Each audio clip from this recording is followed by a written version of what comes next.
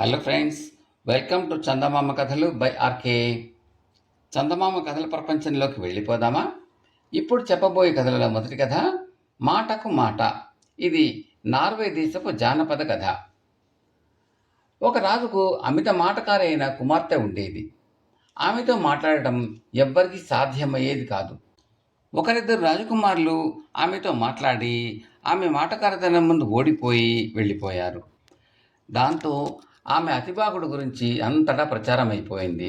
ఆమెకి వచ్చే సంబంధాలు కూడా రావడం మానేశాయి. అందుచేత రాజు తన కుమార్తెను మాటకారితనంలో జయించిన వాడికి ఆమెనిచ్చి పెళ్లి చేయటమే కాక అర్ధరాజ్యం కూడా ఇస్తాను అని ప్రకటన చేశాడు. దాంతో అర్ధరాజ్యం కట్నం వస్తుంది అన్న ఆశతో రాజకుమార్తెను పెళ్ళాడటానికి అడ్డమైన వాళ్ళు ముందుకు వచ్చారు. అయినా ఎవ్వరూ కూడా రాజకుమార్తెతో మాటకు మాట అనలేకపోయారు. చివరకు రాజు విసిగి రాజకుమార్తెతో ఓడిపోయిన వారి చెవులకు కర్రలు కాల్చి వాతలు వేయిస్తానన్నాడు. రాజకుమార్తె పెళ్లి వార్త విని ముగ్గురు అన్నదమ్ములు బయలుదేరారు. వాళ్లకు జరుగుబాటుతనం తక్కువగా ఉండటం చేత అర్ధరాజ్యం సంపాదించుకుంటే బాగుంటుందని తోచింది. దారిలో ఒక చచ్చిన గోరెంక కనిపించింది. మూడోవాడు దాన్ని తీసుకుని నాకేం దొరికిందో చూడండి అని అన్నలతో అన్నాడు. అదెందుకురా, పారే అవతల అన్నారు అన్నలు. ఎందుకైనా పనికి రావచ్చు అంటూ మూడోవాడు దాన్ని దాచుకున్నాడు. మరికొంత దూరం వెళ్ళాక వాడికి ఒక నార తడప దొరికింది. అన్నలు పారేయమంటే కూడా వినక దాన్ని కూడా దాచాడు. ఇలా వాడికి దారిలో వరుసగా ఒక కొండ పెంకు, 2 పొట్టేలు కొమ్ములు, ఒక కొయ్యమేకు, పాత చెప్పు దొరికాయి. ముందు పెద్దవాడు రాజకుమార్తెతో మాట్లాడబోయి, సుదినం, ఇక్కడ చాలా వేడిగా ఉన్నదే అన్నాడు. అందులో ఇంకా వేడిగా ఉంటుంది అంటూ రాజకుమార్తె సమీపంలో ఉన్న కొలిమిని చూపించింది. ఆ కొలిమిలో 2 ఇనప కర్రలు ఎర్రగా కాల్చి ఉన్నాయి. వాటిని చూడగానే పెద్దవాడికి నోట మాట రాలేదు. 2 చెవులకు వాతలు వేయించుకుని బయటికి వెళ్ళాడు. రెండో వాడి గతి కూడా అంతే అయింది. తర్వాత మూడోవాడు వచ్చి రాజకుమార్తెతో, సుదినం, ఇక్కడ చక్కగా వెచ్చగా ఉన్నది అన్నాడు. రాజకుమార్తె కొలిమి చూపించి అది చాలా వేడి అన్నది. అయితే అందులో ఈ గోరింకను కాల్చుకోవచ్చు అన్నాడు వాడు గోరింకను చూపిస్తూ. ముక్కలై రాలిపోతుంది అన్నది రాజకుమార్తె. ఈ తడపతో కడితే సరి అన్నాడు వాడు తడపను చూపిస్తూ. చాలా వదులవుతుంది అన్నది రాకుమార్తె. ఈ కొయ్యశీలను దూర్చితే సరి అన్నాడు వాడు ఆ కొయ్యశీలను చూపిస్తూ. కొవ్వు కారిపోతుంది అన్నది రాకుమార్తె. ఈ కుండ పెంకు అడ్డ పెడతాగా అన్నాడు వాడు. ప్రతి మాటకు ఏదో మెలికి పెడతావే అన్నది రాకుమార్తె. మెలికి నా మాటలు కాదు, దీనికి చూడు అంటూ వాడు ఒక పొట్టేలు కొమ్మను పైకి తీశాడు. ఇది ఎక్కడా ఎరగం అన్నది ఆమె. అలాంటిది ఇంకోటి కూడా ఉంది అంటూ వాడు రెండో కొమ్ము కూడా పైకి తీశాడు. నన్ను జయించడానికి నువ్వు మహా నలిగిపోతున్నావు సుమా అన్నది రాకుమార్తె. నలిగి అరిగిపోయేది నేను కాదు, ఈ చెప్పు అన్నాడు వాడు చెప్పును చూపిస్తూ. ఆ తర్వాత ఏమనాలో రాకుమార్తెకు తెలియలేదు. ఆమె తాను ఓడిపోయినట్టు ఒప్పుకుని మూడో వాడిని పెళ్లి చేసుకున్నది. వరకట్నం కింద వాడు అర్ధరాజ్యం సంపాదించుకున్నాడు. కథ సమాప్తం. తరువాతి కథ తోడేలు దుర్మరణం. ఈ కథ రాసిన వారు శ్రీ టి శంభుదాస్ గారు. తోడేలు దుర్మరణం. కుందేలును నక్కకు పట్టివ్వడానికి తోడేలు చేసిన ప్రయత్నం కాస్త వృధా అయిపోగానే తోడేలుకు కుందేలు మీద ఎక్కడ లేని కోపము వచ్చింది. అది కుందేలు మీద పగబట్టి కుందేలు కుటుంబాన్ని సర్వనాశనం చేయబోనుకుంది. కుందేలు ఎటైనా వెళ్తే చాలు తోడేలు పొంచి ఉండి ఇంట్లో ప్రవేశించి కుందేలు పిల్లల్లో ఒకదాన్ని తినేసి వెళ్ళిపోయేది. ఇలా 2-3 సార్లు జరిగాక కుందేలుకు మనశ్శాంతి లేకుండా పోయింది. కుందేలు తన ఇంటికి మరమ్మతులు చేయించి తలుపులకు గట్టి గడేలు పెట్టించి తోడేలు ఆట కొంతవరకు కట్టించింది. పిల్లలు దాక్కునేటందుకు పెట్టెలు చేయించి వాటికి బీగాలు అమర్చింది. తోడేలు కూడా కుందేలు చేసే బందోబస్తు గమనించి తన పగ తీర్చుకునేటందుకు అవకాశం ఎలా సంపాదించాలా అని ఆలోచించసాగింది. అలా ఆలోచించగా దానికి ఒక రోజుని ఒక గొప్ప ఉపాయం తట్టింది. అది పరిగెత్తుకుంటూ కుందేలు ఇంటికి వెళ్ళి దబదబా తలుపు బాదింది. ఎవరు వారు అన్నది కుందేలు. నేను తోడేలు తమ్ముడు, చప్పున తలుపు తెయ్యి, నీకు పుణ్యం ఉంటుంది, నన్ను వేటకు తరుముకొస్తున్నాయి అంది తోడేలు ఆదుర్తాగా. తన పిల్లలను అవతల గదిలో దాచి కుందేలు తలుపు తెరిచింది. తోడేలు మట్టి కొట్టుకుని రొప్పుతూ లోపలికి వచ్చింది. కుందేలు వాకిలి పక్కనే ఉన్న ఒక పెద్ద పెట్టె మూత తెరిచి, ఇందులో దాక్కో అన్న వేట కుక్కలు ఇక్కడి నుంచి వెళ్ళిపోగానే బయటికి వద్దువు గాని అన్నది. తన ఎత్తు పారిందని సంతోషిస్తూ తోడేలు పెట్టెలో వెళ్ళి కూర్చుంది. కుందేలు పెట్టె మూసి బీగం బిగించింది. ఆ తర్వాత తన పిల్లలందరినీ బయటికి తీసింది. పిల్లలు ముందు గదిలోకి వచ్చి ఆడుకోసాగాయి. తోడేలు పెట్టెలో నుంచి, తమ్ముడు, కుక్కలన్నీ వెళ్ళిపోయాయేమో చూస్తావా అని కేకవేసింది. ఇంకా ఒకటి వాకిలి దగ్గర వాసన చూస్తున్నదే అన్నది కుందేలు నవ్వవద్దని పిల్లలకి సైగ చేస్తూ. కుందేలు అటు ఇటు తిరుగుతూ ఏదో పని మీద ఉన్నట్టు పసిగట్టి, తోడేలు, ఏం చేస్తున్నావు తమ్ముడు అని అడిగింది. నిప్పు చేస్తున్నాను అన్నది కుందేలు. దేనికి అని అడిగింది తోడేలు. నీ కాస్త టీ పోద్దామని అన్నది కుందేలు. మరి కాసేపు అయ్యాక తోడేలు, ఆ చప్పుడేమిటి తమ్ముడు అన్నది. నీళ్లు తెరలటం అన్నది కుందేలు. ఇంకొంచెం సేపుండి తోడేలు కంగారుగా, పెట్టని ఏమిటి చేస్తున్నావు తమ్ముడు అని అడిగింది. నీకు ఊపిరి ఆడటానికై పైమూతలో చిల్లులు పెడుతున్నాను అన్నది కుందేలు. మరి కాసేపు ఆగి తోడేలు బాధగా, అమ్మో, ఏమిటో చురుకు చురుకు అంటున్నాయి తమ్ముడు అన్నది. గోమాన్లై ఉంటాయి, రెండో వైపు పొర్లు అన్నది కుందేలు. తోడేలు రెండో వైపుకు పొర్లింది. కానీ ఏమీ లాభం లేకపోయింది. పెట్టె మూతలో చేసిన కంతలో నుంచి కుందేలు సలసలాకాగా నీళ్లు పోయి సాగింది. తోడేలు కొంతసేపు గిలగిలా కొట్టుకుని చివరకు పెట్టెలోనే ప్రాణాలు విడిచింది. ఈ విధంగా కుందేలుకు తోడేలు పీడ విరగడైంది. కథ సమాప్తం. తరువాతి కథ విఫలమైన ఆశలు. ఇది బేతాళ కథ. విసుగు చెందని విక్రమార్కుడు చెట్టు వద్దకు తిరిగి వెళ్ళి శవాన్ని దించి భుజాన వేసుకుని మౌనంగా శ్మశానకేసి నడవసాగాడు. అప్పుడు శవంలోని బేతాళుడు రాజా, పట్టుదల ఉన్నంత మాత్రాన ప్రయోజనం లేదు, ఫలితం సిద్ధించాలి, లేకపోయినట్టయితే పట్టుదల ప్రమాదకరంగా పరిణమించగలదు. వెనకటికి నందుడు అనేవాడికి అదే జరిగింది. అతని కథ చెబుతాను విను అంటూ ఈ విధంగా చెప్పసాగాడు. పూర్వం పడమటి తీరాన ఒక బెస్త గ్రామం ఉండేది. ఆ గ్రామంలో 20 కుటుంబాలు ఉండేది. గ్రామం మధ్యలో ఒక దేవి ఆలయం ఉండేది. ఆ దేవికి మొక్కుకుంటే చేపల వేట జయప్రదంగా సాగేది. తుఫానులు వచ్చినప్పుడు ఆ దేవికి ముడుపులు కట్టేవారు. తుఫాను వల్ల బెస్తలకు ఎలాంటి నష్టమో కలగకుండా ఆ దేవి కాపాడేది. బెస్తవారి అందరిలోకి అనుభవము, సమర్థత ఉన్నవాడిని చూసి నాయకుడుగా ఎన్నుకోవటం ఆచారంగా ఉండేది. సాధారణంగా ఈ గ్రామంలో పుట్టిన వారు ఇక్కడే ఉండి జీవితాంతం వరకు చేపల వేటతోనే జీవిస్తూ ఉండేవారు. కానీ ఎప్పుడైనా యువకులలో కొందరు నావికా వృత్తిలో ప్రవేశించి వర్తక నౌకలలో కళాసులుగా చేరి ద్వీపాంతరాలకు వెళ్ళేవారు. ఇలా నావికులుగా వెళ్ళిన వారిలో కొందరు దురదృష్టవశాత్తు నౌకలతో పాటు మునిగిపోయేవారు. మిగిలిన వారు బాగా డబ్బు సంపాదించుకుని గొప్ప గొప్ప నగరాలలో నివాసం ఏర్పరచుకునేవారు. అందుచేత గ్రామంలోని యువకులు నావికులుగా వెళ్ళిపోవటం పెద్దలకు అంత ఇష్టంగా ఉండేది కాదు. నందుడు అనేవాడు బెస్త దొర రెండవ కొడుకు. వాడి అన్న సుందుడు వాడికన్నా బాగా పెద్దవాడు. నందుడు 7 ఏళ్ల వాడే ఉండగా తండ్రి చనిపోయాడు. రేణుకుడు అనేవాడు బెస్తలకు దొరగా ఎన్నికైనాడు. సుందుడు తన తండ్రి వద్దనే చేపల వేట నేర్చుకుని ఇంకొకరి సహాయం లేకుండానే తానే తెప్పనడుపు పోవటము, వల వేయటము, వల మరమ్మతులు చేయటము మొదలైన పనులు చేయగలిగేవాడు. నందుడికి మాత్రం ఇలాంటి పనులలో బొత్తిగా అనుభవం లేదు. అందుచేత వాడిని వాడి తల్లి రేణుకుడి దగ్గర చేపల వేట నేర్చుకోవటానికని పెట్టింది. మొదటి నుంచి కూడా నందుడు చాలా చురుకైనవాడు, అంతేకాక మంచి సాహసి కూడాను.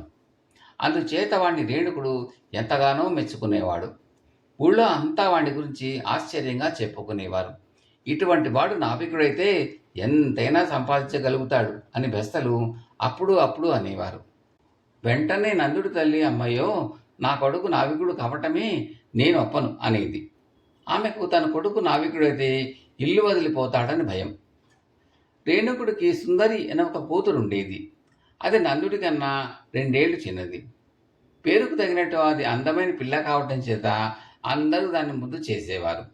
ఒకరోజు రేణుకుడు సుందరిని వేళాకోళంగా, పెద్దయితే నువ్వు ఎవరు పెళ్లి చేసుకుంటావే అని అడిగితే, అదిగో ఆ నందుడినే చేసుకుంటా, ఇంకెవ్వరిని చేసుకోను అన్నది ముద్దు ముద్దుగా. ఈ మాట వినగానే నందుడి మనసులో ఏదో తుఫాన్ దిగినట్టు అయింది. వాడికి సుందరిని చూస్తే ఎంతో ఇష్టం. కానీ ఆ పిల్ల తనను తప్ప ఇంకెవరినీ చేసుకోను అని అనగానే వాడికి తన భవిష్యత్తు యావత్తు ఒక్కసారిగా కళ్ళ ఎదుట కనపడినట్టయింది. ఇంకో 10 ఏళ్లలో సుందరికి పెళ్లి ఈడు వస్తుంది.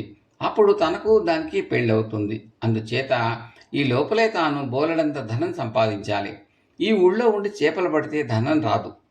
అందుచేత తాను ఈ ఊరు వదిలి వెళ్ళి నావికుడిగా చేరాలి ఎక్కడైనా. కానీ ఇదంతా తన వల్ల అవుతుందా?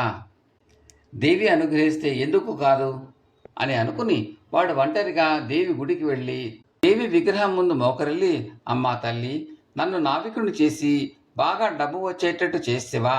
సముద్ర తీరాన సముద్రం మీద 2 కోసల దూరం కనిపించేటట్టు గుట్ట మీద నీకు పెద్ద గుడి కడతాను. ఆ తర్వాత సుందరి నేను పెళ్ళాడి మేమిద్దరము రోజు నీకు మొక్కుకుంటాము అని ప్రార్థించాడు. ఆ తర్వాత వాడు తల్లి వద్దకు వెళ్ళి ఆమెతో, అమ్మా, నేను ఈ పల్లె వదిలి వెళ్ళిపోయి నావికుణ్ణి అవుతాను, నన్ను ఆశీర్వదించు అన్నాడు.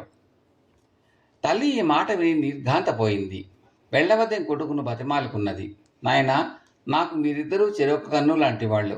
నువ్వు వెళ్తే నేను సగం గుడ్డిదాన్ని అవుతాను. ఇంత చిన్న వయసులో నువ్వు నావికుడు కావటం ఏమిటి? నువ్వేమైపోయావో అని నేను రోజు దిగులు పడుతూ బతకలేను. ఒకవేళ నువ్వు డబ్బు సంపాదించి సుఖంగా ఉన్నా తిరిగి రావు, నాకు తెలుసు అన్నది తల్లి. నందుడు తిరిగి వస్తానని తల్లి మీద ఒట్టు పెట్టుకున్నాడు. తాను దేవతకు మొక్కిన ముక్కు విషయం కూడా వాడు ఆమెకు చెప్పేశాడు. నావికుడు కావాలన్న ఉద్దేశం వాడు మార్చుకునేటట్టు కనబడలేదు. విధిలేక తల్లి సరే అన్నది. వాడు వెంటనే బయలుదేరి వెళ్ళిపోయాడు. దేవి వాడి కోరిక నెరవేర్చిందనే చెప్పాలి. ఎందుకంటే పసివాడైనప్పటికీ వాడికి వర్తక నౌకలలో ఉద్యోగం దొరికింది. వాడికి సహజంగా ఉన్న చురుకుదనం నౌకలు నడపడంలో బాగా రాణించింది. ఎన్నోసార్లు వాడు వర్తకులకు ఆపదలో అడ్డుపడ్డాడు. ఆరితేరిన నావికులకు కూడా బెదిరే తుఫాన్లలో వాడు యుక్తిగా ఓడలను నడిపి చాలా సమర్థుడు అనిపించుకున్నాడు. అనేక మంది వర్తకులు వాడికి బహుమానాలు ఇచ్చారు. కొంతమంది అయితే తమ లాభాలలో వాటాలు కూడా ఇచ్చారు వాడికి. వాడు అలా చాలా ధనం సంపాదించుకున్నాడు. 8 ఏళ్ల పాటు నావికుడిగా జీవించి నందుడు తాను సంపాదించిన ధనంతో స్వగ్రామానికి చేరుకున్నాడు. అప్పటికి 2 సంవత్సరాల క్రితమే సుందరి సుందుడికి భార్య అయిపోయింది. నందుడి ఆశలన్నీ అడుగంటిపోయాయి. ఆ సుందరి కోసమే వాడు అన్ని శ్రమలు పడి అంత డబ్బు సంపాదించుకుని వచ్చాడు. ఇప్పుడు వాడికి భవిష్యత్తు అంతా శూన్యంగా కనిపించింది. సుందరిని కాక మరొకరిని చేసుకోవటం వాడికి ఎంత మాత్రమూ ఇష్టం లేదు. ఎందుకంటే 8 ఏళ్లుగా వాడు సుందరే తన భార్య అని మనస్ఫూర్తిగా నమ్మాడు.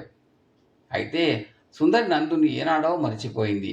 ఆ రోజు నందుడి తప్ప ఇంకొకరిని పెళ్ళాడను అని అన్న మాట కూడా ఆమెకు జ్ఞాపకం లేదు. నందుడు నావికుడు కావటానికి వెళ్ళిపోయిన 4 ఏళ్లకు సుందరి తండ్రి చనిపోయాడు. సుందరిని ఆమె తల్లిని పోషించే మగదిక్కెవరూ లేకపోవడంతో సుందుడే వారికి అన్ని రకాలుగా అండగా నిలిచాడు. ఈ లోపల సుందుడు చేపల వేటలో చాలా ప్రవీణుడైనాడు. ఆ గ్రామంలో సుందరిని పెళ్ళాడటానికి అతనికంటే అర్హుడు మరెవడూ లేడు. అతడు తనను తన తల్లిని ఆదుకుని సహాయపడినందుకు సుందరి అతని ఇష్టంగానే పెళ్ళాడింది. ఈ సంగతులన్నీ తెలుసుకున్నాక నందుడు ఎవరినీ తప్పు పట్టలేకపోయాడు. కానీ అతని మనసులో సుందరి మీద ఆశ మాత్రం చావలేదు.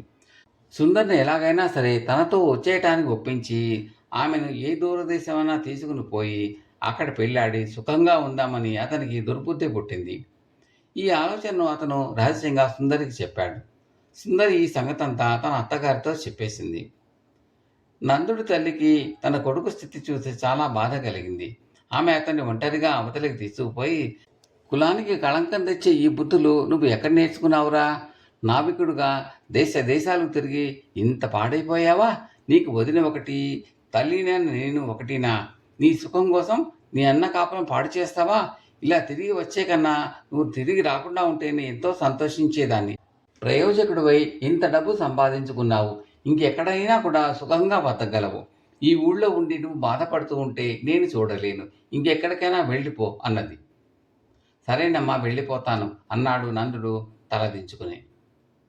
మర్నాడు తెల్లవారుజామున సుందుడు ఒక తెప్ప మీద చేపల వేటకు బయలుదేరేటప్పుడు నందుడు, అన్నా, నేను చేపల వేటకు పోయి చాలా కాలం అయింది. ఇవాళ నేను కూడా ఒక తెప్ప వేసుకుని వేటకు వస్తాను అన్నాడు. ఇద్దరు అన్నదమ్ములు చెరొక తెప్ప వేసుకుని సముద్రం మీద బయలుదేరారు. సూర్యాస్తమయానికి కొంచెం ముందుగా బెస్తలు తిరిగి వచ్చే వేళకు సుందరి, ఆమె అత్తగారు భోజనంతో సహా సముద్ర తీరానికి వచ్చారు. కొద్దిసేపట్లో బెస్తలందరూ తిరిగి వచ్చారు. కానీ నందుడు మాత్రం తిరిగి రాలేదు. అతని కోసం నందుడు మరికొందరు తిరిగి సముద్రం మీద వెతుక్కుంటూ వెళ్ళారు. వారికి నందుడు తీసుకుపోయిన తెప్ప మాత్రమే దొరికింది. నందుడు జాడ లేదు. అతను ఏమైపోయాడో ఎవరికీ తెలియలేదు. బేతాళుడు ఈ కథ చెప్పి, రాజా, నాకు ఒక సందేహం కలుగుతున్నది. నందుడు అసలు విఫలం కావటానికి కారకులెవరు? తన్ను నమ్మి వరం అడిగితే నందుడి కోరిక సిద్ధింపచేయని దేవత, నందుడిలో లేనిపోని ఆశలు రేకెత్తించి అతని కోసం వేచి ఉండక అతని అన్నను పెళ్ళాడు సుందర, అతని ఆశలకు అవరోధంగా నిలబడిన అతడి తల్లె. సమాధానం తెలిసి కూడా చెప్పకపోయావో నీ తల పగిలిపోతుంది అన్నాడు. ఇందులో దేవత తప్పేమీ లేదు. సుందరుని పెళ్లాడటమే నందుడికి కావలసినట్టయితే ఆమెను తన భార్యగా చేయమని అతను దేవతను ప్రార్థించి ఉండవచ్చింది. కానీ నందుడు ఆ పని చేయలేదు. తాను నావికుడై డబ్బు గడించి తిరిగి వచ్చేటట్టు దేవి వరమిస్తే సుందరిని పెళ్లాడటం తన చేతిలో ఉన్నదని అహంకరించాడు. సుందరి తప్పు కూడా ఏమీ లేదు. ఆమె నందుడినే చేసుకుంటాను అని అన్నప్పుడు ఆమె లోకజ్ఞానం ఎరగని పసిపిల్ల. దానికి ఆమె ఎంతమాత్రమో బాధ్యురాలు కాదు. అతని తల్లిది కూడా తప్పు కాదు. ఆమె మొదటి నుంచి నందుడికి హితమే చెప్పింది. నావికుడు కావదని ఆమె చెప్పిన మాట విన్నట్టయితే సుందరిని అతనే పెళ్ళాడు ఉండేవాడు. తల్లి మాట వినక వెళ్ళిపోయాడు. వెళ్ళిన వాడు బతికి ఉన్నాడో లేదో, ఉంటే తిరిగి వస్తాడో లేదో, వస్తే సుందరిని పెళ్ళాడతాడో లేదో తల్లికి తెలియదు. ఆమెకు తన కొడుకులు ఇద్దరు సుఖమూ కావాలి. చిన్న కొడుకు సుఖం కోసం పెద్ద కొడుకు సుఖము, దానితో పాటు కుల గౌరవము పోగొట్టుకోవటం ఆవిడికి ఇష్టం లేదు. నందుడి దురాశ అతని సావు కారణం అన్నాడు విక్రముడు. రాజుకి ఈ విధంగా మౌనభంగం కలగగానే బేతాళుడు శవంతో సహా మాయమై తిరిగి చెట్టెక్కాడు. కథ సమాప్తం. తరువాత నిన్న పంపిన వీడియోలో చందమామ ఇండియా క్విజ్ ప్రశ్నలకు జవాబులు. మొదటి ప్రశ్న, నుదుట చిన్న కొమ్ముతో జన్మించిన ముని పేరు ఏమిటి? ఆయన ప్రత్యేకత ఏమిటి? జవాబు, ఆ ముని పేరు ఋష్యశృంగుడు. ఆయన అడుగు పెట్టిన చోటల్లా వర్షం కురుస్తుంది. రెండవ ప్రశ్న, వేదశృతి అంటే ఏమిటి? ఇది ఏ గ్రంథంలో ప్రస్తావించబడింది? జవాబు, ఇది ఒక నది పేరు. రామాయణంలో దీని ప్రస్తావన ఉంది. మూడవ ప్రశ్న, శ్రీకృష్ణుడు తన శంఖం పాంచజన్యాన్ని ఎలా పొందగలిగాడు? శ్రీకృష్ణుడు తన గురువు సాందీపుని కుమారుని పునర్ధతుని అపహరించి సముద్ర గర్భం చేరిన పంచజనుడు అనే రాక్షసుని సంహరించి గురుకుమారుని రక్షించాడు. అప్పుడు వాడి కడుపులో ఉన్న పాంచజన్యం అనే శంఖాన్ని కూడా తీసుకున్నాడు. ఆ రకంగా కృష్ణుడికి వచ్చింది. నాలుగో ప్రశ్న, దేవాసురుల క్షీరసాగర మదనంలో అనేక అమూల్యమైన వస్తువులు వచ్చాయి. వాటితో పాటు ఒక వృక్షం కూడా వచ్చింది. ఆ వృక్షం పేరేమిటి? అది ఎక్కడ పాతబడింది? జవాబు, ఆ వృక్షం పేరు పారిజాత వృక్షం. అది స్వర్గంలో ఉన్నది. ఐదవ ప్రశ్న, ద్రోణాచార్యుని సోదరి పేరు ఏమిటి? జవాబు, ద్రోణాచార్యుని సోదరి పేరు కృపి. ఆరవ ప్రశ్న, భారతి అనే పేరు గల దేవత ఎవరు? జవాబు, సరస్వతీదేవి. ఏడవ ప్రశ్న, భీష్ముడు అసలు పేరు ఏమిటి? భీష్మ ప్రతిజ్ఞ అంటే ఏమిటి? జవాబు, భీష్ముడు అసలు పేరు దేవవ్రతుడు. తన తండ్రి వివాహం కోసం తాను వివాహమాడనని భీషణ ప్రతిజ్ఞ చేసి భీష్ముడయ్యాడు. ఎనిమిదవ ప్రశ్న, మహాభారత యుద్ధంలో ఒక మేటి వీరుడికి భీభత్సుడు అని మరో పేరు ఉంది. ఆ వీరుడి పేరు ఏమిటి? అతడికి ఆ పేరు ఎలా వచ్చింది? జవాబు, ఆ వీరుడి పేరు అర్జునుడు. శత్రువుల గుండెల్లో భయం పుట్టించేవాడు. తొమ్మిదవ ప్రశ్న, బంతి ఆట ఆడుతూ ఒక అమ్మాయి బంతి ఒక బరువైన ధనస్సు కిందకి వెళితే ఆ ధనస్సును అవలీలగా పక్కకు నెట్టి ఆ బంతిని తీసుకున్నది. ఆ అమ్మాయి ఎవరు? జవాబు, ఆ అమ్మాయి పేరు సీత, రాముని భార్య. తరువాతి కథ పిడుగుపాటు. ఈ కథను రాసిన వారు శ్రీ ఎం మంజురాణి గారు. రత్నగిరిని వెళ్ళి రత్నపాలుడు ఒకసారి వనభోజనాలు ఏర్పాటు చేశాడు. కాలక్షేపం కోసం రత్నపాలుడు తన విదూషకుణ్ణి తన పక్కనే భోజనాల దగ్గర కూర్చోబెట్టుకున్నాడు. అనేక వందల మంది మీద వడ్డన జరుగుతున్నది. అందరి విస్తళ్లలోనూ లడ్డూలు వడ్డించారు. పొరపాటున విదూషకుడి విస్తట్లో లడ్డూ పడలేదు. అతను రత్నపాలుడి వైపు తిరిగి, ఇప్పుడు అకస్మాత్తుగా మేఘాలు కమ్మి వాన ముంచుకొచ్చి మీ అందరి మీద పిడుగు పడితే అన్నాడు. మా మీద పిడుగే పడితే పక్కనే ఉన్న నీ మీద మాత్రం పడదా ఏంటి అన్నాడు రత్నపాలుడు. అదేం మాట, మీ అందరి విస్తళ్లలోనూ పడిన లడ్డు నా విస్తట్లో పడిందా అన్నాడు విదూషకుడు. రత్నపాలుడు నవ్వి వడ్డన వాళ్ళని పిలిచి విదూషకుడికి లడ్డు వడ్డన చేయించాడు. కథ సమాప్తం. తరువాతి కథ మోసపుచ్చిన రామచిలుక. ఈ కథను రాసిన వారు శ్రీ విశ్వం గారు. కథలోకి వెళ్ళబోయే ముందు శ్రోతలకు మనవి, మీకు ఈ కంటెంట్ నచ్చితే లైక్ చేయండి, బంధుమిత్రులు షేర్ చేయండి, సబ్స్క్రైబ్ చేసి గంట సింబల్కి ఆల్ కూడా నొక్కండి. ఇలా చేయడం వల్ల నేను పెట్టబోయే తదుపరి వీడియోలన్నీ కూడా మీరు చూసి ఆనందించవచ్చు. నిన్న పంపిన క్విజ్, ఇవాళ పంపిన వాటి జవాబులు ఎలాగున్నాయో కామెంట్లో తప్పక తెలపండి. Thank you very much. ఇక కథలోకి వెళ్దామా. మోసపుచ్చిన రామచిలుక. మగధ రాజ్యంలో ఒక గొప్ప వర్తకుడు ఉండేవాడు. అతడు ఓడల మీద వర్తకానికి వెళ్ళేవాడు. అలా వెళ్లే ముందు ఇంట్లో అందరినీ నేను దేశం వెళుతున్నాను, మీకు ఏమేం కావాలి అని అడిగేవాడు. ఇలాగే ఒకసారి అడిగి అందరి కోరికలు తెలుసుకున్నాడు. ఆ తర్వాత తాను పెంచుకుంటున్న రామచిలుక వద్దకు వెళ్ళి దాన్ని కూడా అడిగాడు. అప్పుడు ఆ చిలక, ఆ రోజు నీవు నన్ను పట్టిన అడవిలో ఒక పెద్ద రావి చెట్టు ఉన్నది. ఆ చెట్టు మీద ఇంకా ఎన్నో చిలకలున్నాయి. నీవు వెళ్ళి వాటితో, మీలాంటి చిలకే నా వద్ద కూడా ఒకటి ఉంది, అది మీతో ఈ మాట చెప్పమన్నది అను. అవి ఏం జవాబిస్తాయో వచ్చి నాతో చెప్పు, ఇదే నాకు కావలసిన ఉపకారం అని చెప్పింది. మర్నాడే వర్తకుడు ప్రయాణమయ్యాడు. 6 నెలల తర్వాత తన వ్యాపారం పూర్తి అయింది. తర్వాత చిలక చెప్పిన అడవిలో పెద్ద రావి చెట్టు వద్దకు వెళ్ళి అక్కడ ఉన్న వేల కొలది చిలకలతో తన చిలక చెప్పిన మాటల్ని ఆ ప్రకారమే చెప్పాడు. ఇది వినగానే వాటిలో ఒక చిలక రెపరెపా రెక్కలు కొట్టుకుని కింద పడిపోయింది. తక్కినవన్నీ ఏ జవాబు చెప్పకుండానే ఎగిరి వెళ్ళిపోయాయి. ఈ సంఘటన చూసి విచారించి అక్కడ నుండి వర్తకుడు ఇల్లు చేరుకున్నాడు. అతడు అడవిలో జరిగిన సంగతి తన చిలకి చెప్పాడు. వెంటనే ఆ చిలక కూడా గిలగిలా తన్నుకుని పంజరంలో పడిపోయింది. అయ్యో పాపం, వార్త వినగానే ఇది కూడా చచ్చిపోయిందే అనుకుని వర్తకుడు పంజరం తలుపు తెరిచాడు. అంతే, వెంటనే చిలుక రివ్వుమని ఆకాశ మార్గాన ఎగిరి వెళ్ళిపోయింది. చిలక చేసిన మోసాన్ని గ్రహించిన వర్తకుడు చేసేదేమీ లేక చూస్తూ ఊరుకున్నాడు. కథ సమాప్తం.